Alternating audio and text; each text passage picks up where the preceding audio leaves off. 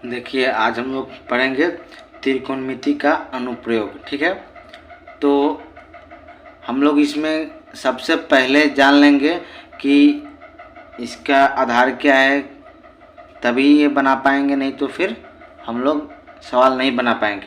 तो देखिए, जैसे सवाल में रहेगा कि नीचे से ऊपर देखने वाला सवाल होगा, ठीक, या फिर ऊपर से नीचे, ऐसा ही होगा।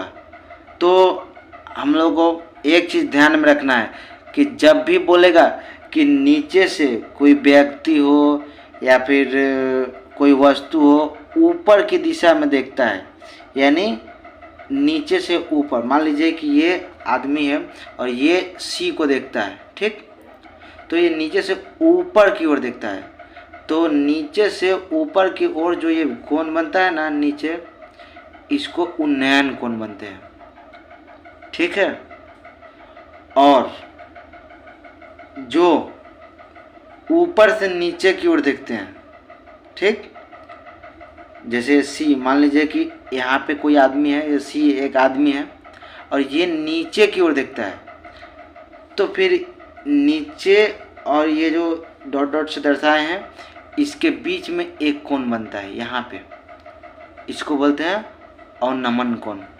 ठीक है, आप इसको एक और आसान तरीके से जान सकते हैं। जब आँख उठा के बात किया जाए, जब कोई भी वस्तु, जैसे मान लीजिए ये आदमी है, कोई भी आदमी मान लीजिए, और ये आँख उठा के किसी चीज़ को देख रहा है या फिर कहीं जा रहा है, आँख उठा के, देखिए ये यहाँ से यहाँ देखने के लिए आँख उठा के ही देखेगा, तो वहाँ पे उन्नयन कोण बनेगा।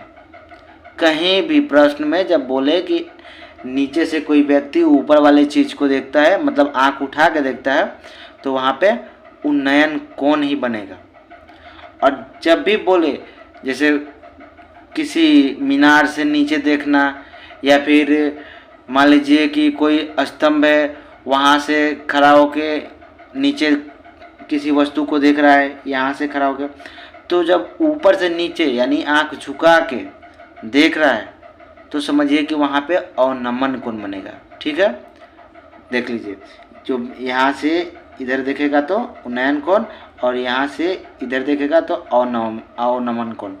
ठीक है दोस्तों, देखिए यहाँ पे क्या है कि ये कोई पोल है, मान लीजिए इसको मान लेते हैं पोल पी। तो अब कोई आदमी यहाँ पे बैठा हुआ है और यहाँ से इधर देख रहा है, जब इधर देख रहा है ना, तो यहाँ पे डॉट डॉट, तो यहाँ पे भी एक कोण बन जाएगा, जिसको बोलते हैं अवनमन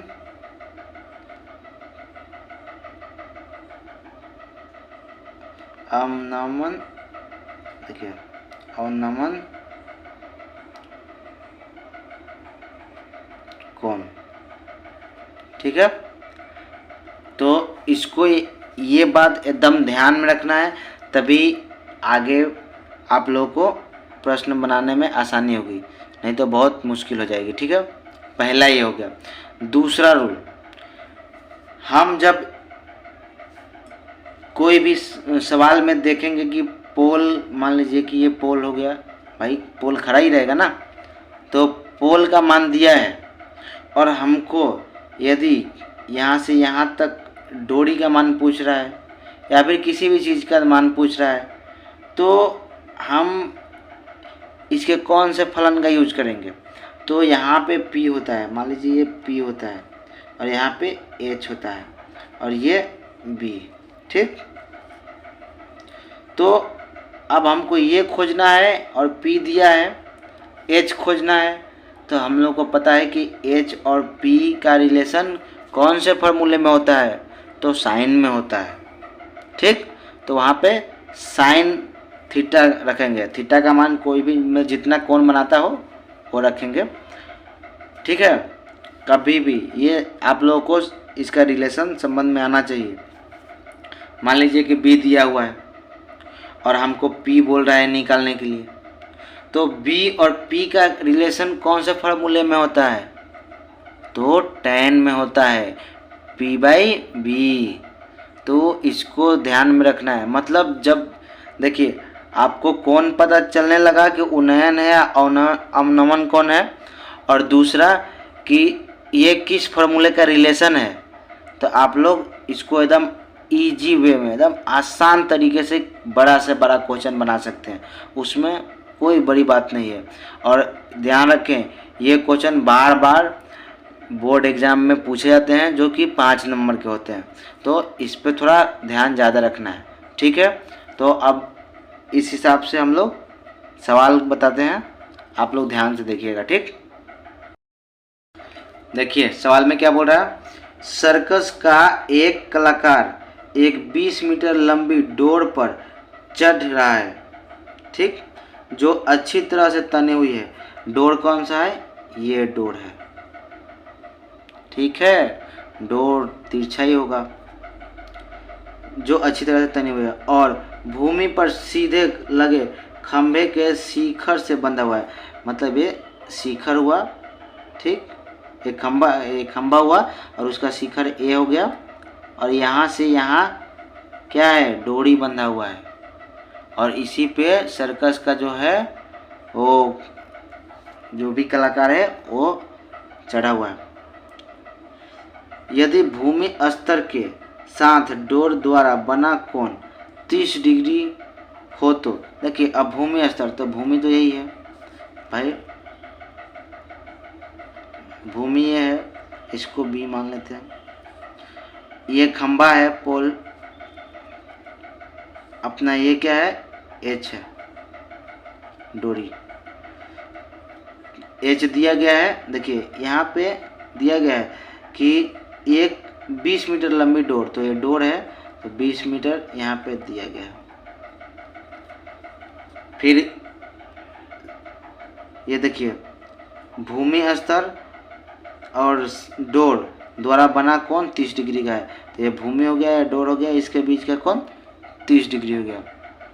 तो बोल रहा है कि तो खंभे की ऊंचाई ज्ञात करें, मतलब ये ज्ञात करना है खंभे की ऊंचाई P। तो आप लोगों को पता है कि P और H का मान दिया है, P निकालना है, तो P और H का रिलेशन किस में होता है? साइन में। ठीक, तो देखेंगे, सॉल्व करते हैं। ठीक, देखिए सॉल्व,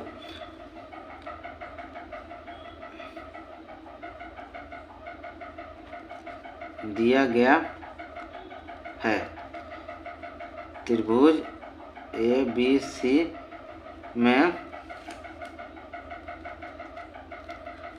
H दिया गया है, खंभे की लंबाई,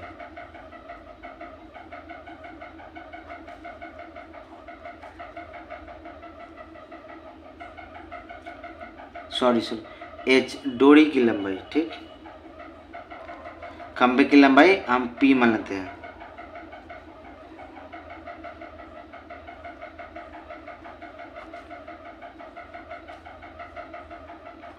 मान लिया, ठीक, P मान लिया। डोरी दिया गया है 20 मीटर और कोण ACB भी दिया है 30 डिग्री। ठीक है दोस्तों, आगे बढ़ते हैं। इसलिए साइन थीटा इक्वल टू कितना होता है? P by H। P कितना है? AB, और H कितना है? AC। मान रखते हैं साइन थीटा का मान 30 है, AB कितना है? P है, हम लोग माने थे P। AC कितना है? 20।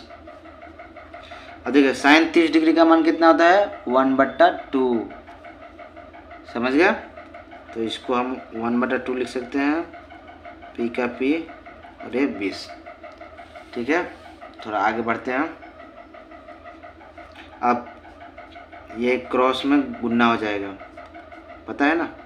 तो कितना हो जाएगा 20 इक्वल टू ये इधर चला जाएगा तो 2p, ठीक।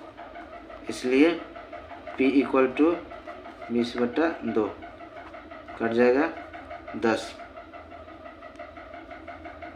मीटर। अतः